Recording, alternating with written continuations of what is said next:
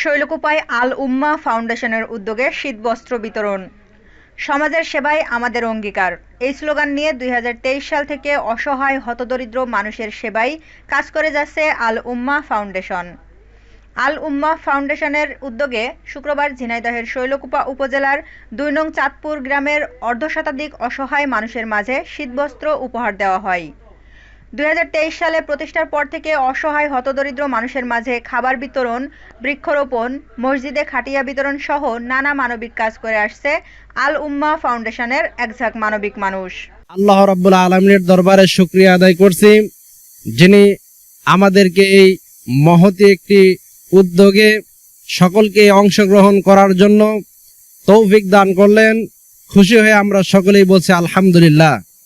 আমরা আজকে উপস্থিত হয়েছি আল উম্মাহ ফাউন্ডেশনের উদ্যোগে শীত বস্ত্র আমরা উপহার দেওয়ার জন্য একটা অনুষ্ঠানের আয়োজন করেছি। আল উম্মাহ ফাউন্ডেশনের উদ্যোগে এটা আয়োজিত হয়েছে। আপনারা সকলেই এদের জন্য দোয়া করবেন, যাতে ভবিষ্যতে এরকম আরো ভালো ভালো কর্মকাণ্ড তারা সম্পৃক্ত হতে পারে।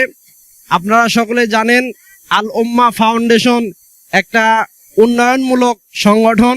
এই সংগঠনের কাজই হচ্ছে মানুষের উপকারে রত থাকা। এরই মধ্যে তারা বিভিন্ন ধরনের উন্নয়নমূলক কর্মকাণ্ডে তারা অংশগ্রহণ করেছে। বিশেষ করে বিভিন্ন মসজিদে মাইয়াতদের জন্য, যারা মারা যায় তাদের জন্য খাটলার ব্যবস্থা করেছেন। আরো বিভিন্ন ধরনের উন্নয়নমূলক কর্মকাণ্ড, তারা গরিবদের জন্য সহায়তামূলক কর্মকাণ্ড তারা জড়িত আছে। উন্নয়নমূলক কর্মকাণ্ডে আল উম্মাহ ফাউন্ডেশন মানুষের দোরগোড়ায়, অসহায়দের দোরগোড়ায় বসতে পারে।